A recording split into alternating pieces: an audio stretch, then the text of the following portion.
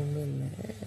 But ஆனால் வந்து hi hello எல்லாருக்கும் வணக்கம் and welcome back to our channel. இப்போ தாண்டா ஓரளவுக்கு அரோரா மற்றும் துஷாருடைய காஜி விஷயங்கள்லாம் முடிஞ்சு வேறு லெவலுக்கு போயிட்டுருக்கு. அவாய்ட் பண்ண ஆரம்பிச்சிட்டாங்க ஒருத்தருக்கு ஒருத்தர்.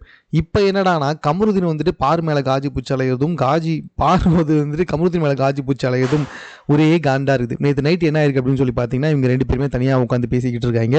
அப்போ வந்துட்டு வெக்கத்தில் பார்வதி அவளோட மூஞ்சி கிட்ட கையை எடுத்துகிட்டு போய் தேய்க்கிறதும் அந்த கையிலேயே வந்துட்டு கமருதீன் முத்தா கொடுக்கறதும் இதெல்லாம் ஓடிக்கிட்டு இருக்கு. ஏன்னா இது பிக் பாஸ் இல்லை அதாவது மிட் நைட் மேட்னியா அப்படின்ற மாதிரி தோணுது.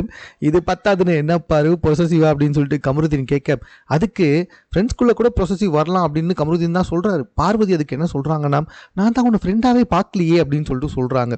அதுக்கு கமருதீன் ஓ அப்படியே அப்படின்றாங்க. இதில் குறிப்பிட்டு சொல்லணும்னு வச்சுக்கோங்களேன், பாரு வெளியே ஒருத்தனோட முடிவுக்காக வெயிட் பண்ணிட்டு வந்திருக்கேன், அவன் சொன்னால் கல்யாணம் பண்ணிப்பேன் அப்படின்னு சொல்லி வந்தாங்க. இப்போ என்னன்னா உள்ளே வந்துட்டு கமருதீன் கூட ஜலக்கிடையில் ஈடுபட்டிருக்காங்க. கமருதீனும் லேஸ்பட்ட ஆள் கிடையாது. எந்த ஒரு பொண்ணு கிடைச்சாலும் போய் உரசிடுவான் போல் இருக்கு. ஏதாவது ஒரு கொம்புக்கு போய் புடவை கட்டினா கூட போய் உரசிடுவார் போல் இருக்கு. அப்படி காஜி பூச்சி தான் சுற்றிக்கிட்டு இருக்காங்க. இப்படி பிக் பாஸ் வீட்டுக்குள்ளே ஒருத்தரும் காஜி பூச்சினே சுற்றிருந்தா எவன் தாண்டா கண்டென்ட் கொடுக்குறது? இது என்ன பிக் பாஸா இல்லை வேற ஏதாவதான்ட்டு மக்கள் ஆல்ரெடி கேள்வி கேட்டு வந்துகிட்டு இருக்காங்க.